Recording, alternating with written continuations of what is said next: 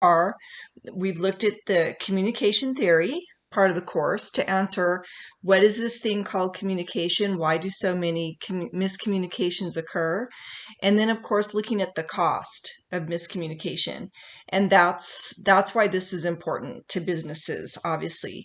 And then, of course, we also looked at some 5 organizational models that many businesses are based on. So it's sort of a paradigm. It's just what we call a paradigm or a model. We looked at the traditional model, the human relations model, the human resources model, the systems contingency model, and the transformational virtual model, okay, for organizations.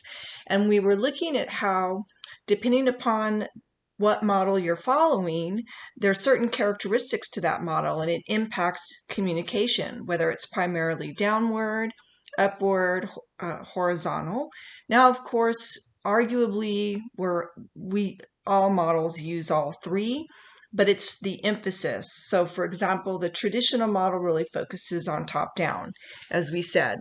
And so anyway, so that impacts communication, and impacts the culture of the organization, all of that fun stuff. So now what chapter 3 is getting into is how do you handle conflict, cultural diversity, and relationships in the workplace. And this chapter also looks at or argues that people have, or they tend to have, certain communication tendencies or styles of their own. And based on these styles, that, and we're going to ask this question, or maybe you're going to answer it, then which styles, based on what kind of communication tendency you have or style that you have, where would your style, or what model do you think your style would fit in best? What sort of organizational model? But besides that, because arguably any of our styles can work anywhere. So the whole idea is then, how do you adapt when there is some sort of conflict happening, or there is a miscommunication? And these are just guidelines, right? Is there sort of a way to kind of figure out where this person is coming from, and especially if it conflicts with your personal communication style, then how can you adjust the communication? Especially if it's a customer relationship. If it's a customer-client relationship, obviously you want to try to retain that customer, but you know, sometimes that can be difficult if you have a difficult customer, and this is just sort of a guide to kind of help you. So, and also handling your coworkers, because again, class, I believe I asked this question in my first lecture. What do you think makes a job more miserable? And of course, this answer depends, right? But is it the tasks you have to perform at work? Or is it the people you get to work with and or for? And of course, this answer depends, because if you have a really, if you're not having a good time with the tasks you're assigned, that can certainly be a pain. But for me, as a teacher, I would really have to say people, the people that you have to work for, the people that are on your team. And I'm very fortunate because I have, our speech discipline is just a fabulous group of human beings, wonderful people. And I really like our discipline, and I love my coordinator's fantastic. My dean is fantastic. I'm in a very fortunate situation. I work with really great people. But that doesn't mean that there's not going to sometimes be conflict, or that looking at these tendencies in communication doesn't help me sometimes understand where my colleagues are coming from. And I'll have a few stories for you, and this is kind of a bum down because I want to hear your stories from work, and that might be a good critical thinking question for you all. So as we go through this material, I want you to think, those of you who work, or if you don't, think of your classroom, think of your own friends and family. Have there been situations where there was a conflict, or whatever it was, miscommunication, and maybe some of this, what would you have done differently? Maybe some of this information might have helped you handle the situation differently. So that's how you can apply it. Or you can think of if you do work, then oh my gosh, you can kind of start identifying, okay, what sort of style is my boss or my supervisor, or why are my colleagues like this? And what this chapter also deals with is because we are in a global economy and our workplaces are very culturally diverse, how do you handle, there's differences in cultures that lead to miscommunication. And especially dealing with the global economy and all of that, we have to be aware of that. So, hence, what are some of the main themes of this wonderful chapter? Again, I will try to highlight to help you answer the questions. So, conflict, cultural differences, and interpersonal relationships obviously affect all organizations. And more productive and more satisfied employees handle conflict positively. They understand that cultural diversity is a good thing, and they're able to maintain strong interpersonal relationships with their managers, coworkers, and customers. In a perfect world, right? So first, let's talk about conflict, okay, in the workplace. And again, I would just love to be asking you right now, as in a class, so who in here works, and tell us about a conflict you've had at work. That's that's really how it starts.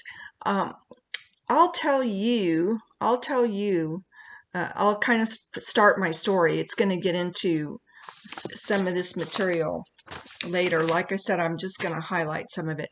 Um, so I was in a situation where I started off teaching at the high school level. Okay. And I was a pretty young teacher. And I was the speech and theater teacher, right? Well, I don't know. I don't know if it was because I was young. I don't know if it was because I'm blonde and blue-eyed, and sometimes blonde, blue-eyed women are are the recipient, sometimes we're stereotyped, right, as being dumb and this and that. And so I don't know, but maybe it was a speech and theater thing, because we get speech and theater drama teachers also get stereotyped as being flaky and touchy-feely. Maybe it's just my personality. I don't know what it was. But I really felt like this particular supervisor, this vice principal, I really felt like she just did not like me from day one. I'm telling you, she just did not like me from day one. That's how I felt. And and uh, and consequently, we kind of got off on the wrong. It set the relationship up for this sort of self-fulfilling prophecy. So I felt like she didn't like me from the get-go, so that made me um, kind of wary of her, right? And then it seemed like the form was always late, even if I had handed it in the day before or the day it was due. It just seemed like she was always coming after me. And it was not my imagination. I was talking to another colleague, and she came up and spoke to me about something. I don't know if I still don't have your form, and the form was not overdue. All right. The form was like due that day. And when she left, my colleague was kind of surprised that she had talked to me that way in front of him. And he even said, he's like, do you want to take this to the union? He's like, what's going on? I'm like, I don't know. So keep that in mind, because there's the beginning of a story that's going to illustrate some of the things we're going to go through right now. So for whatever reason, with this particular vice principal, that's the way I felt.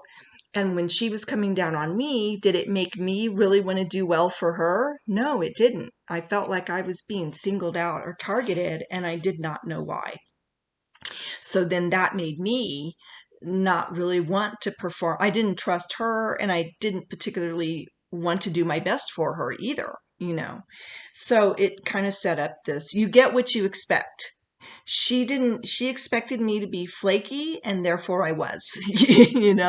Like I didn't want to go the extra mile for her. And here we are. Now we have a relationship at work built on distrust. Okay, so that's going to be the setup. So that's sort of a conflict. So you have to ask yourselves, how do you handle conflict at work? And so your book starts going through this. And sometimes your conflict strategy is based on the culture you grew up in. Sometimes, unfortunately, this is changing, but sometimes it's based on your gender. You know, um, not that long ago, women were really not supposed to be assertive, right? You were supposed to be nice, right? And not and kind of smooth over conflict. And you were not, you were, that was sort of the woman's role. Not too long ago. It seems a long time to you, but in the realm of history, it's not. So anyway, some of that and the culture you grew up in. Okay, different cultures have different conflict strategies, but in any case, let's go over them. So, and there's two main types of conflict. So there's A type conflict. This is affective and emotional. This is emotional type conflict where you take it personally. You take it personally. And when you're in a group and you're trying to solve a problem or meet a deadline, and people get into arguments or they get into certain conflicts, if the conflict's based on personalities and it's emotional, that's not productive. Okay, that tends to not be productive. That tends to lead to people name calling each other and, oh, you just don't like me and you think I'm incompetent and you never want to do my idea because you always think you're the best and this and that. Okay, so see, that's not productive. If you want an example of A-type conflict, affective and emotional, the first, not the second one, the first presidential debate. Oh my God. Right? Um, most of it was just emotional A-type conflict, not productive. That's to be distinguished from C-type conflict, which is cognitive. This is when the conflict centers around the issues. It centers around the things that you're supposed to be talking about. Okay. So, and that is good. You want your conflict to be issue based. Okay. You want cognitive. You're thinking about the issues. You disagree about the issues.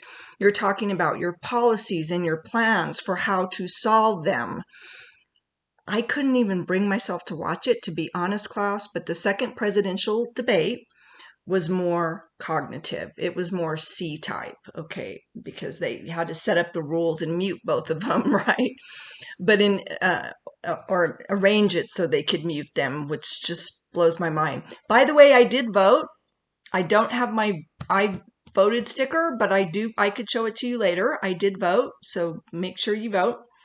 Anyway, so this is when, once again, the C-type or cognitive conflict is good. It takes strong trust, mutual trust for it to work. Team members are open to serious debate and they can agree to disagree and disagreements. You don't focus on the person, you focus on the ideas. Um, Carlos, man, I love the way you think. I love I love all the wonderful thoughts you bring here to the table, but I just can't agree with you on this one. I think we need to la-di-da. So you're focused on the issues, right? You focus on the issues. So ideas are separate from the person. Feedback is a good form. It's descriptive. It's not evaluative. Like, in other words, you would say something like, I think we're getting off task here. Let's bring it back. Let's bring it back to the problem at hand that we need to discuss. Instead of like, well, you guys, you're stop talking about the weekend. You're always off track. You're always late to the meeting. You see how that's evaluative? You all never contribute anything. See, that's judgmental and evaluative instead of, you know, we're getting off track. Let's bring it back to the problem at hand. you're describing what's going on.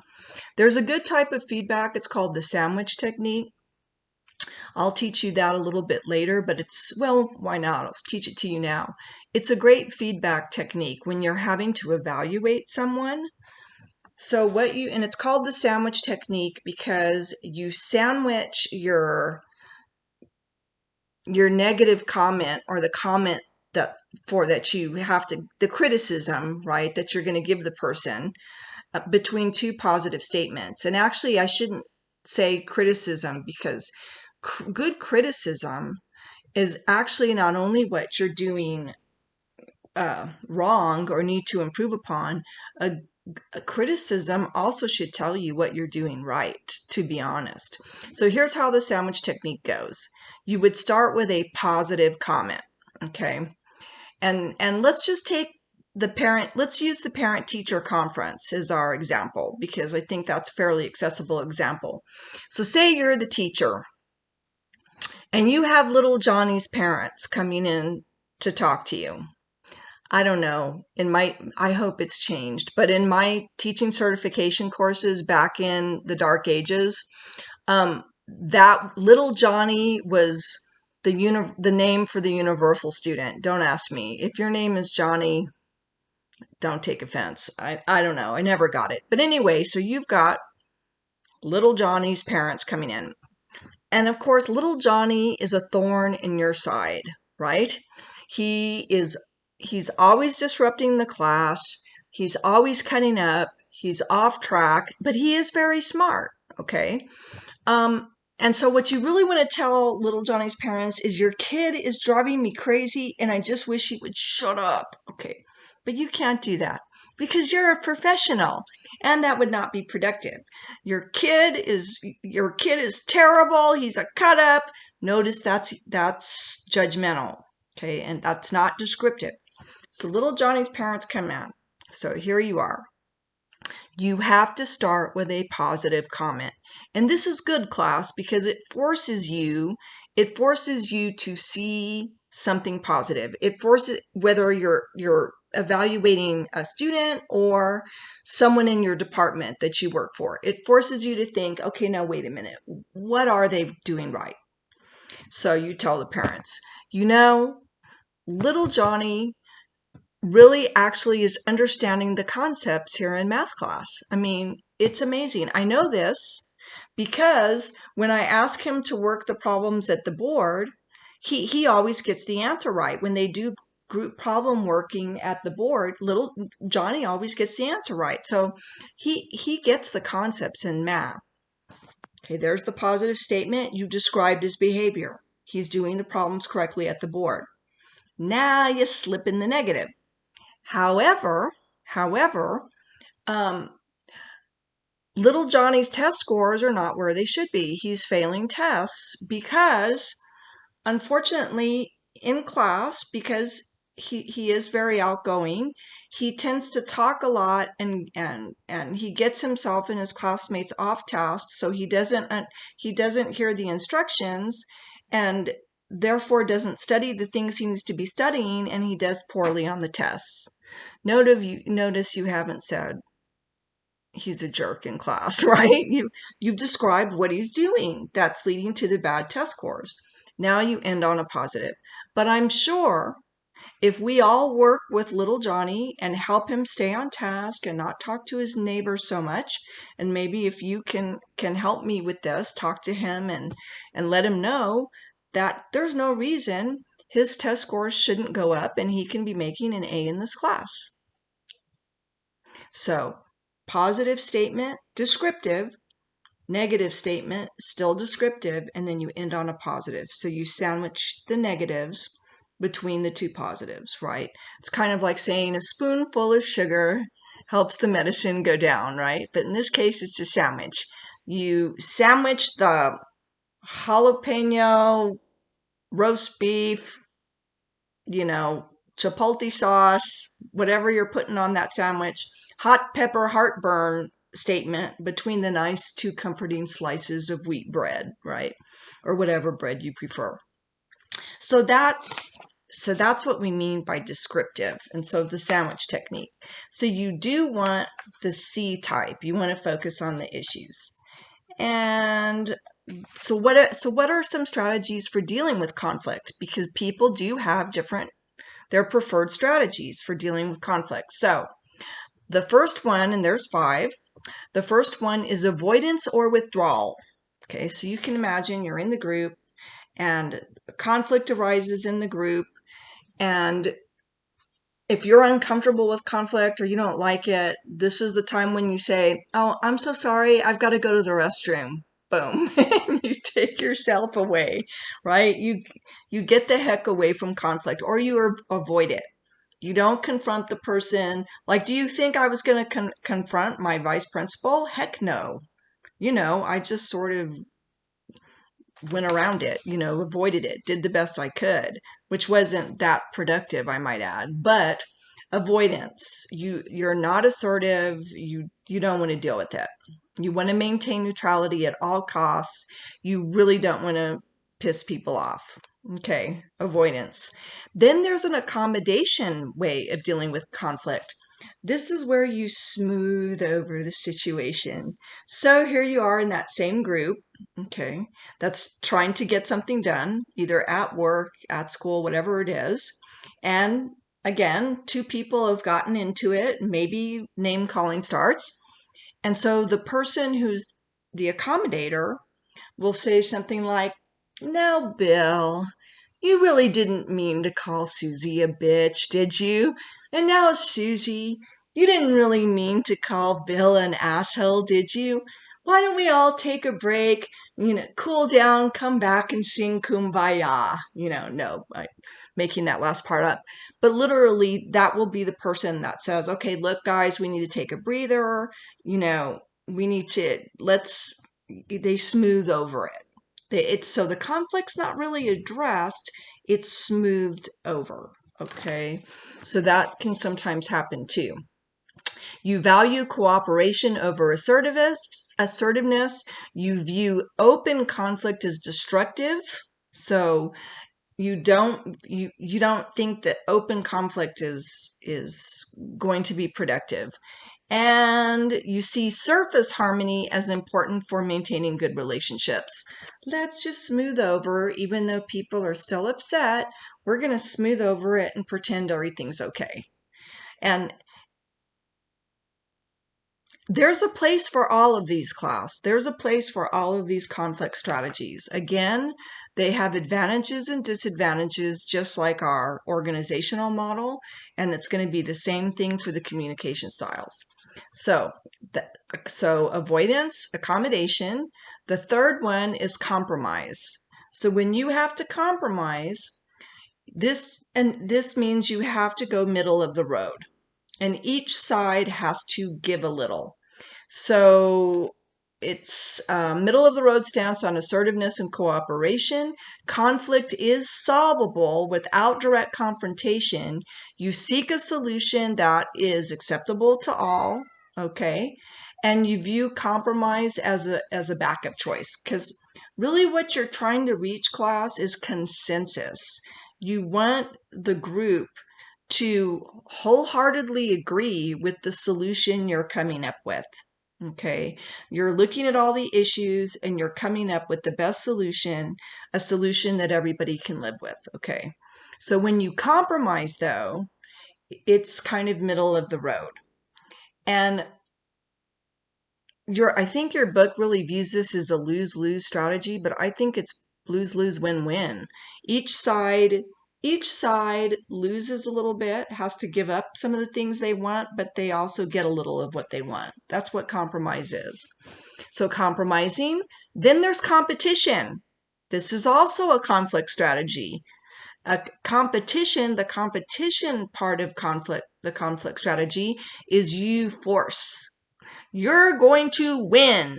Your way is going to win. So you're in the group, people can't decide what to do, and you're like, you know what? We're going to do it my way, because my way is the best way. It's my way or the highway, because y'all's ways are not going to work, and we're running out of time, and I know what I'm doing, so we're going to do it my way. Boom. So that's competing. So that's where you are forcing.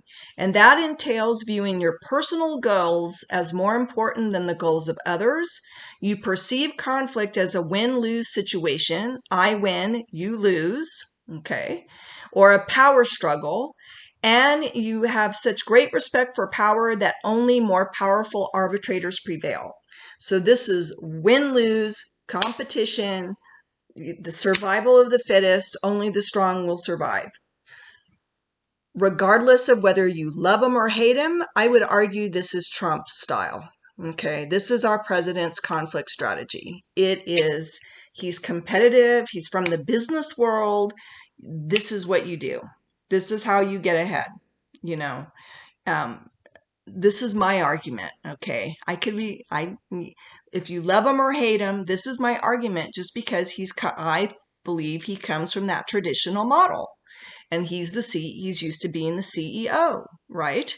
And he comes from that type of model and that sort of situation, and I think that's what causes problems.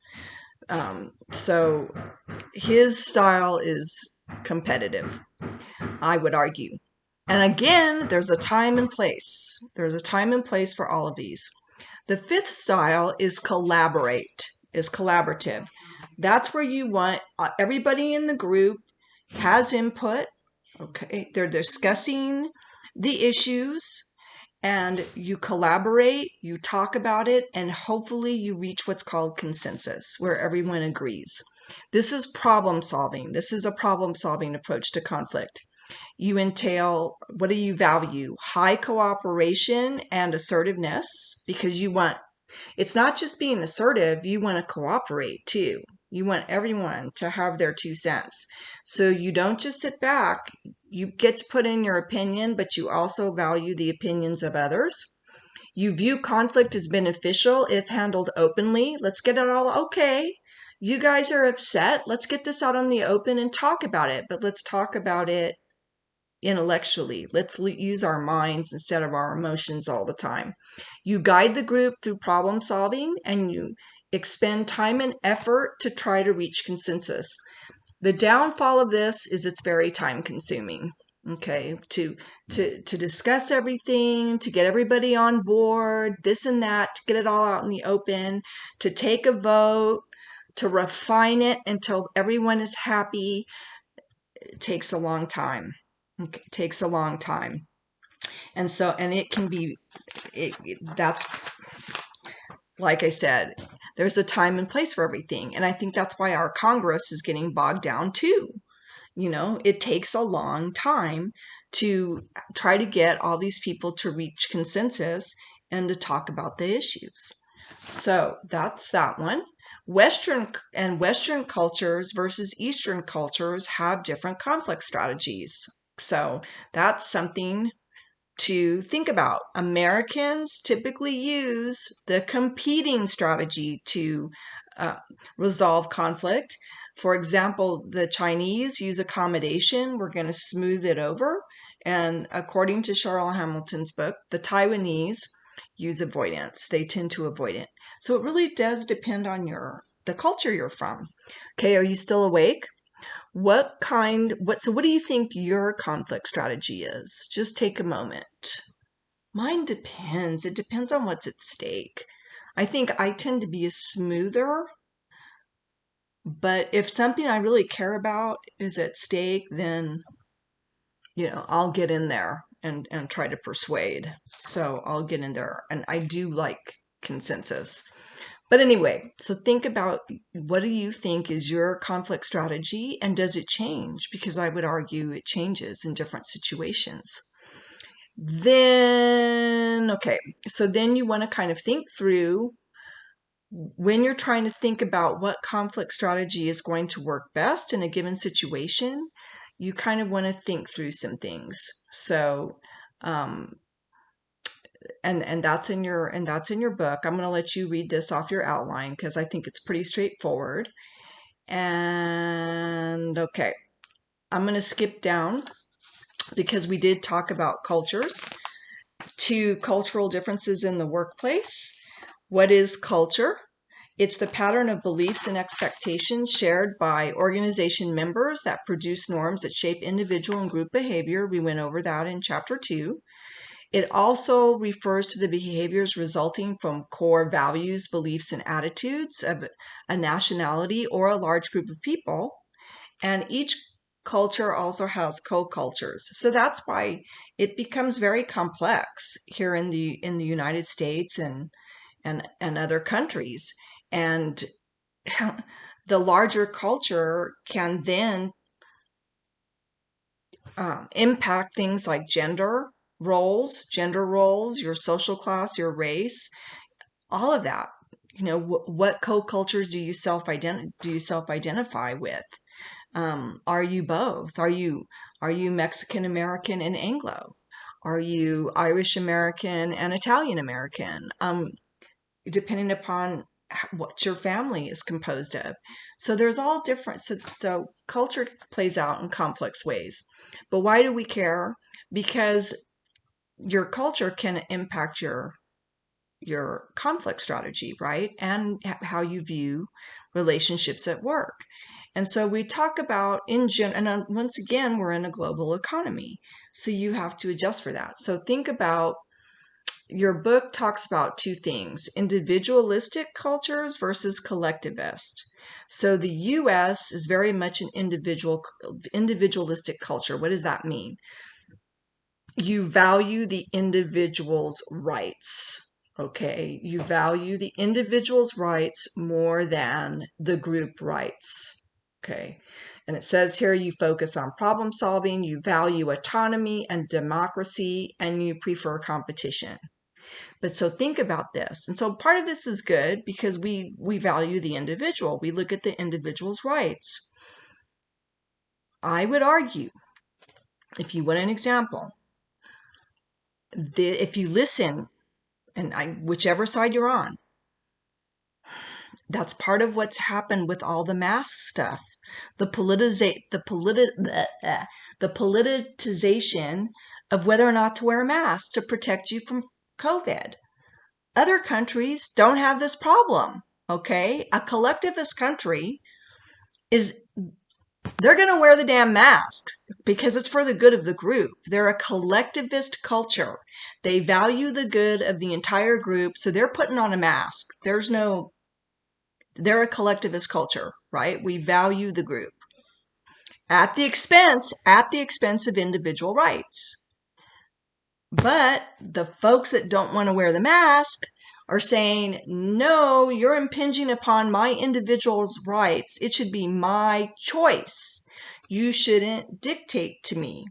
I am an individual. I get to make that choice. So see, it becomes, no, I'm valuing my personal freedom, right? My individual right to wear this or not over the group. So you value the individual over the group. Okay.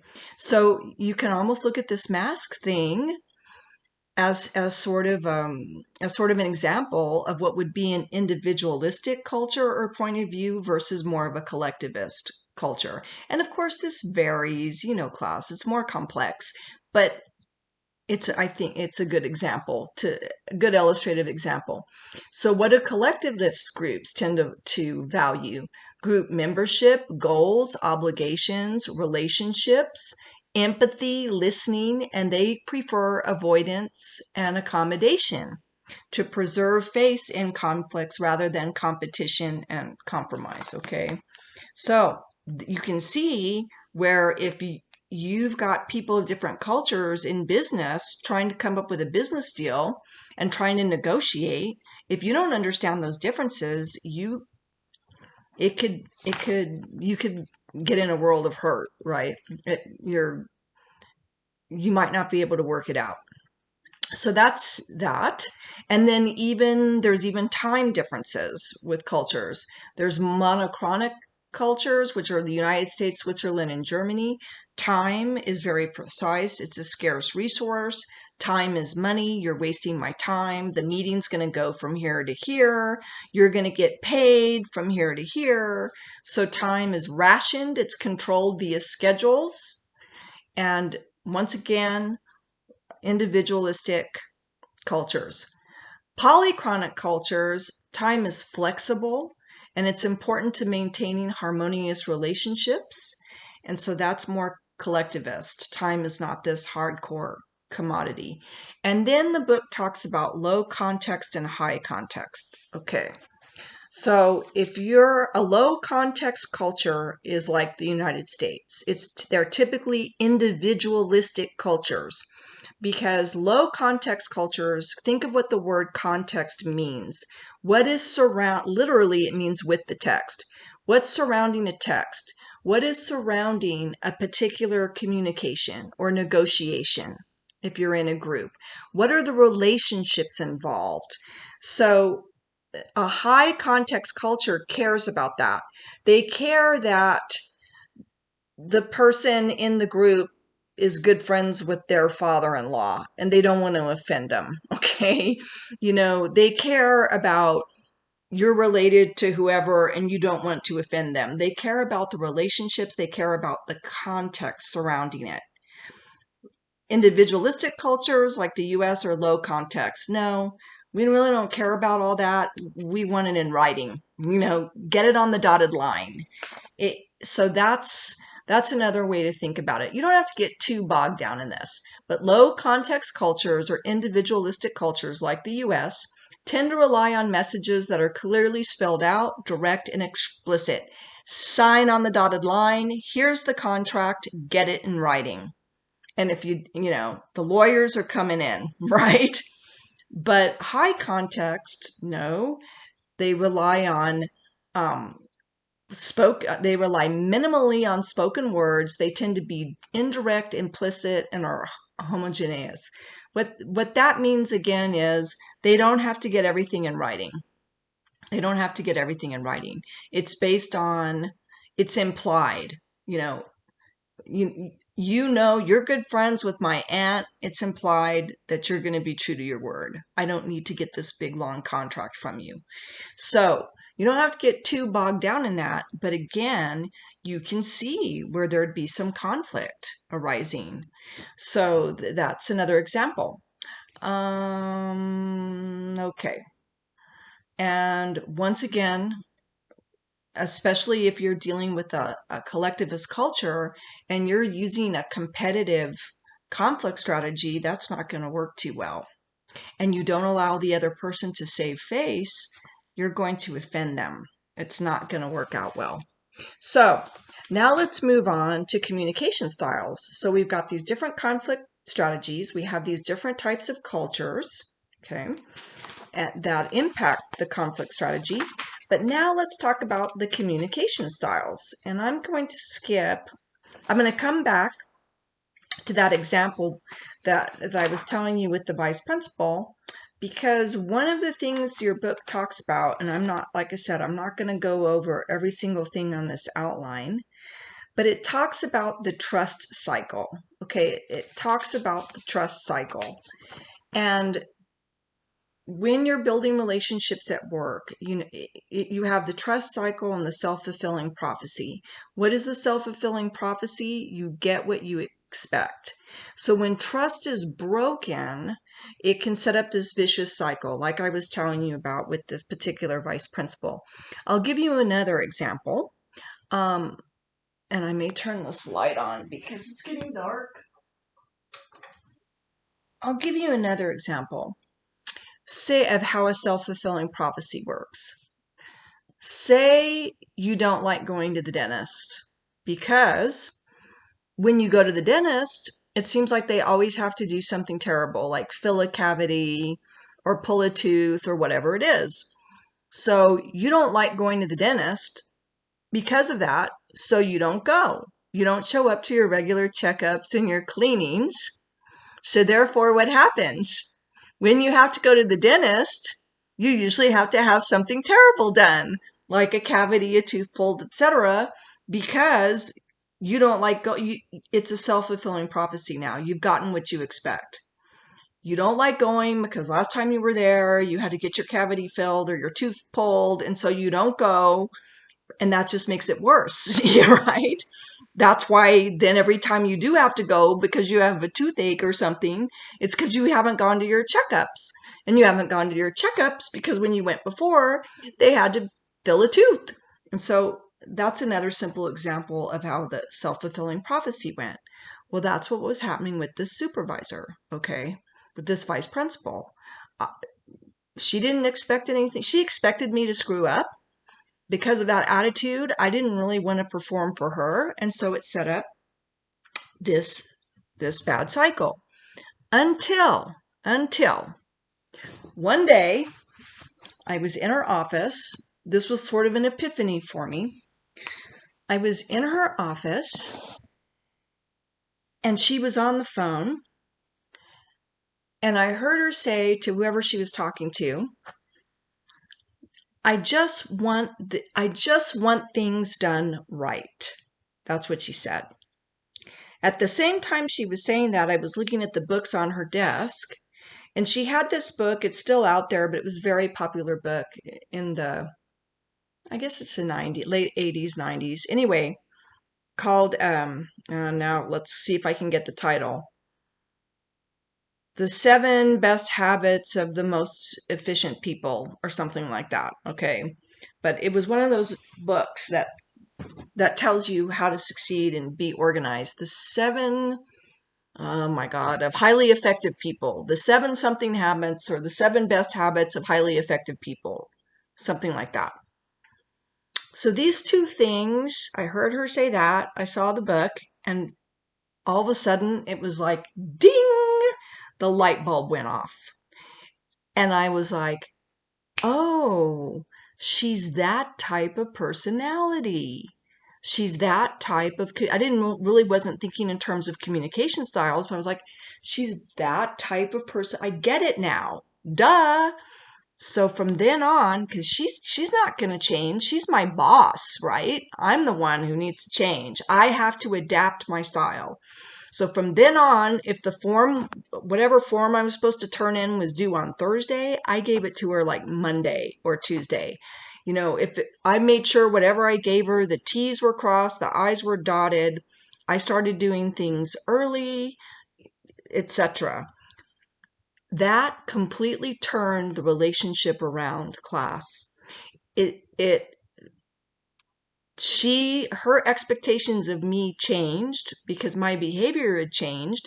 So now we had developed a cycle of trust such that when I had a small thing happen, which we resolved, it wasn't really the student's fault either. He just didn't hear the announcement. But anyway, when I had this altercation, it wasn't even an altercation, but this issue would be a better thing. Issue, miscommunication with a student, she stood up for me. She backed me. That's how much the relationship had changed. And we worked it out fine. The student was a good student. It was fine. But that's how much it changed the relationship. And that's sort of the main theme of this chapter, is how can you be flexible in your conflict strategies and in your communication styles, which we're about to go over right now, such that you can adjust and remain flexible to deal with the conflict, to solve the problem, right? To resolve the issues, and to better have your groups work, to make the customer happy and not cuss them out so you don't get fired, unless they really are. Some customers are just terrible. And see, here again, I need your customer service stories. But in any case, what are these communication styles? And in your book, you have these nice little boxes. But what I wanted to refer you to, and again, you need this material to answer some questions. Okay. These little boxes are very good. They in your book on pages 88, 89. But also there's an instrument at the back. There's a survey short form, which you might prefer, on page 92. And it's under polishing your career skills. Woo, woo. Okay, no. There it is. And it's another one of those little instruments quizzes.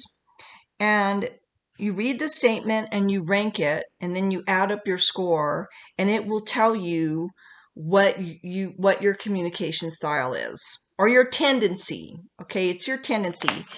And this tool class, these categories are kind of like, I don't know if anybody's done any of those like color personality tests. Are you a gold, a green, a blue, an orange? And it has types. This kind of type of personality casting is very ancient.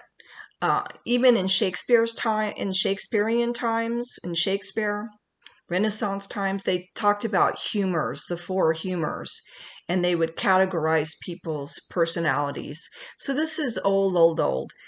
Keep in mind, people are complex. You can't just stick them in one little box. So, but these are helpful as guides. And remember that your tendency may change whether you're an employee, a manager, a customer, and whether or not you're under stress. The longer tool, I don't know if you want to do this one, but if you are interested, the longer tool that's in your book, and it's more involved, tells you what your communication tendency is as both a manager and an employee, and then also under stress. But if you just want a quick and dirty one, you could do the short one. So what are these styles? There's four basic ones. Okay, there's four basic ones. There's the dominant style, there's the sociable style, there's the private style, and there's the open style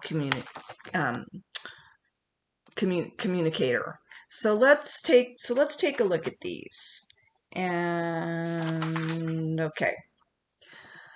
So, and the two key things are feedback versus responsiveness. If you look at these little graphs, they talk about feedback and disclosure. Now your outline here talks about feedback / responsiveness versus disclosure / assertiveness. Okay, so I'm just going to use the terms feedback and disclosure. So what does this mean? Disclosure is typically, in general, when we talk about disclosure and communication, it's how much information is a person willing to reveal about themselves. Okay. Some people have relatively high levels of disclosure. Some people have lower levels. They're more reserved with personal information. The thought with disclosure is that in relationships, it's built up over time. You typically, on a first date, don't start telling the person how you just got out of rehab. You've gone through your second divorce or whatever. That's not what you do on the first date, right? The disclosure is not so, you don't disclose as much. You start off and then you slowly build trust, right? And some of that plays off the other person. So that's disclosure, okay? That how much does a person disclose about themselves? Then there's feedback, right? Oh, and speaking of disclosure, some of us have sat next to the high disclosure person on the airplane. I don't know how much, well, nobody's flying that much during COVID, but you get on the airplane, you sit down. Sometimes the person has been on a connecting flight. They've had a couple drinks, and all of a sudden they're telling you their life story. And sometimes we are the person on the plane disclosing all this personal information. So, disclosure. Then we've got feedback. Feedback is how much feedback do you want from other people? How much feedback do you want? How much do you want to know about the other person? How much do you want the other person to tell you about themselves, right? That it's fine, you're disclosing all this stuff. Now it's time to ask them for some feedback. Well, what about you? How do you feel about that? So it's disclosure versus feedback. And I think this is going to become a little clearer once we go through this. And again, I'm just going to give you the highlights. So what does the private style do? The private communication style. The private communication style is low on both The private communicator doesn't like disclosing a lot of things about themselves. They're reserved. They keep their mouth shut, right? The less people know about me, the better. So low disclosure. Nor does the private communicator really want a lot of feedback. They really don't want to know a bunch of stuff about you either. They don't want to see pictures of your kids and your pets. Are you with me? I'm here to do my job. So private communicators, low on disclosure, low on feedback. So those are the key things. These folks they're uncomfortable around other people. People are messy. Just put me in a lab where I can do my thing. Put me on a computer. Let me do my thing. These people out here are messy. Give me a break. Let me do my thing alone. So this type of person, you would not want to put them in customer service. That would be a nightmare for a private communication style and for a customer. So that's one guide as you kind of think about. They're going to be happier in a lab situation, in accounting, in front of a computer, something like that. So that's them. And they like to go by the book. They don't need a lot of supervision. So those are some of their characteristics. Now, what about dominant and what would be the private communicator's conflict strategy? Avoidance. They're the one who's, I don't like this. Conflict's uncomfortable. I'm going to the bathroom. Bye. Then what about the dominant style? Dominant style people are very confident and they're usually very competent. So they're confident and competent. They're high on both. They're the opposite of they're not high on both, but they're the opposite of the private one in terms of they're very high on disclosure, but they're low on feedback. So the dominant communicator, I am going to tell you what I think because I know I'm right and I'm confident. And you all just need to listen to me because I know what to do. So the dominant communication style doesn't want I don't need to hear from you guys. I already know I'm right. They don't need a lot of feedback from other people. Are you with me? Because they already know how to do it. So they're low. So they don't want a lot of feedback from other people, but they are going to tell you what they think. They're high on disclosure assertiveness. Sometimes they're viewed as critical, demanding, and authoritarian, but they typically know what they're doing. They're most successful when you need expertise, and in crisis, when there's a crisis or change, because they can come in and really guide people. So again, there's advantages and disadvantages to this. Think about when you're in a burning building, right? This is not the time you're in the burning building to go, okay, I know there's an escape stairway over here and there's one over here. Let's all take a vote about which one do you think would be the fastest to lead us away from the fire. This is not the time for that style, right? This is the time for the dominant to say, hey, I just did a training last week on this. We're going to the stairway on the right. It's the shortest one. We're getting the hell out of this burning building. Boom. So sometimes you need that. You need someone to take control. You need that dominant communication style. Nope. So there's different, again, advantages and disadvantages to all of these styles. But they're very good. Dominants are very good, especially when they're training other people. They love to mentor people. You can learn a lot from them, unless they are a neurotic dominant. A neurotic dominant is someone who's not confident, who doesn't really know what they're doing.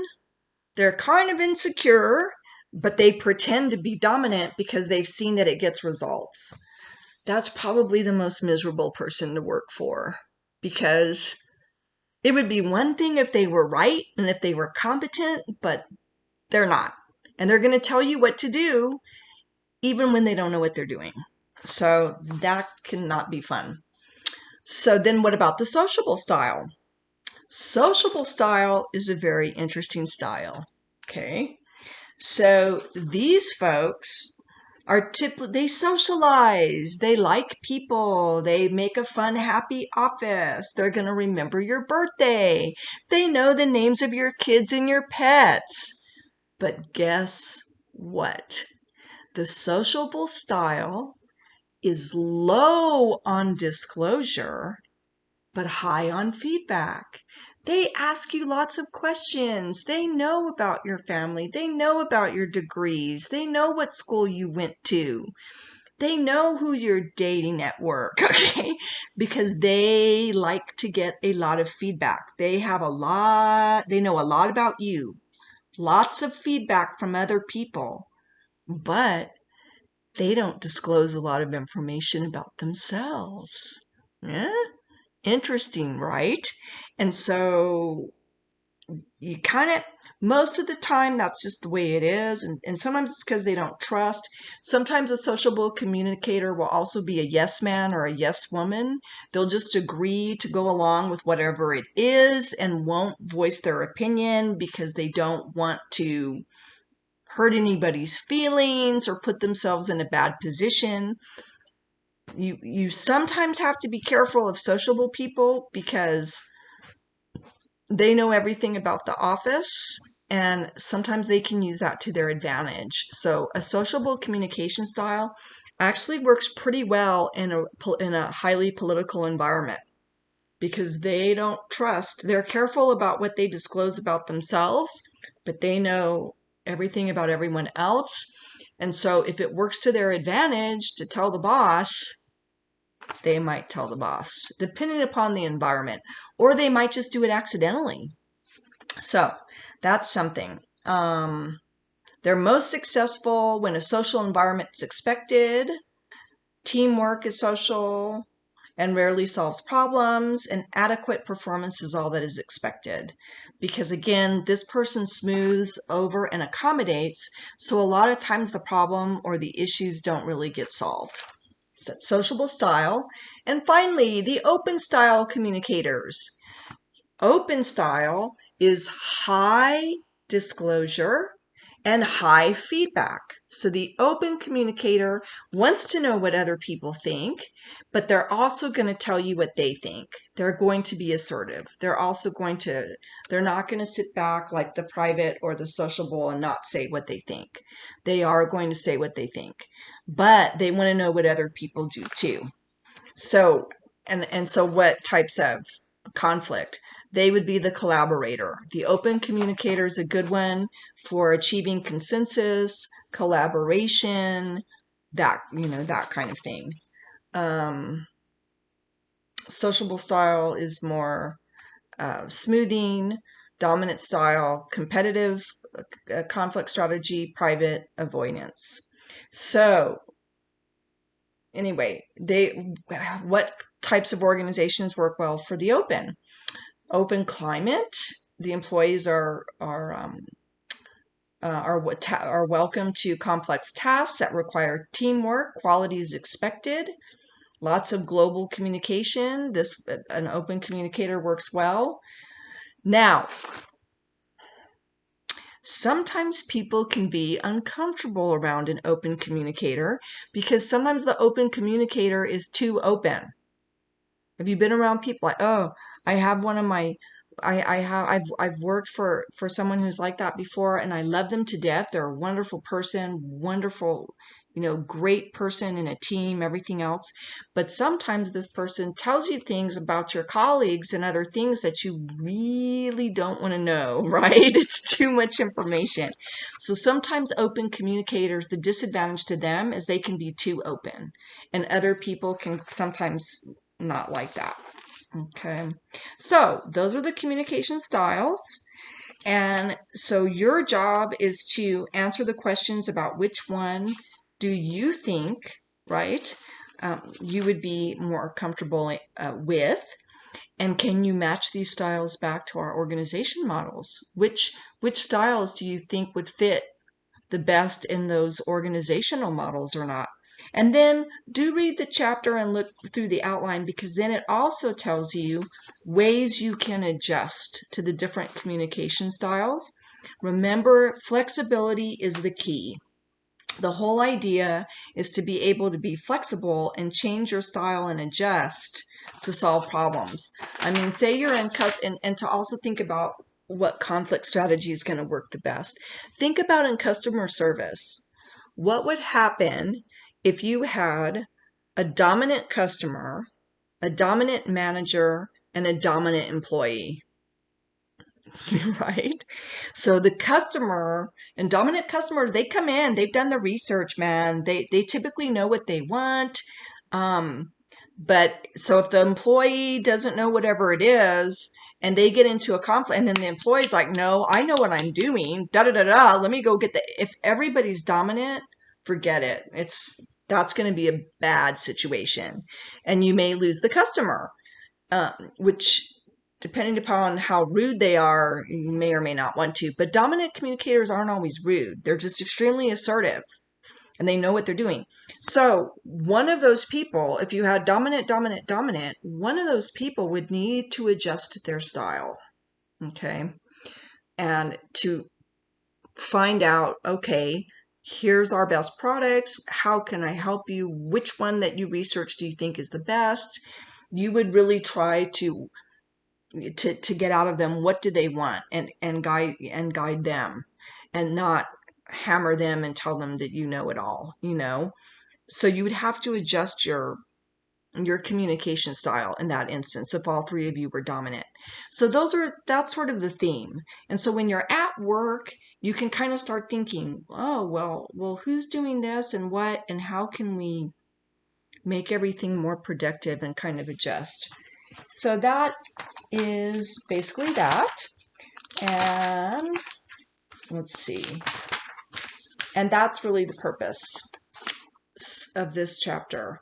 And again, when you're doing teams, the goal is collaboration. And but sometimes that doesn't always work. If you can't, the goal isn't collaboration, sorry, the goal is consensus. But sometimes if consensus is not possible, then you've got to compromise. You've got to vote, or the head person makes the decision. So there's win-lose strategies, there's win-win, there's lose-lose. So that's something you got to think about. And think of our Congress right now trying to make these decisions about hopefully the next relief package and this and that. That's one of the reasons it takes so long, and they haggle it out. And then if you have people that are refusing to compromise because our political system is so divisive right now, this can play out in other organizations. So that's the purpose of this. So which style are you? What do you think? And which organization would you feel comfortable working in? And think about your own stories at work. Have you seen this play out? Think about a conflict at work.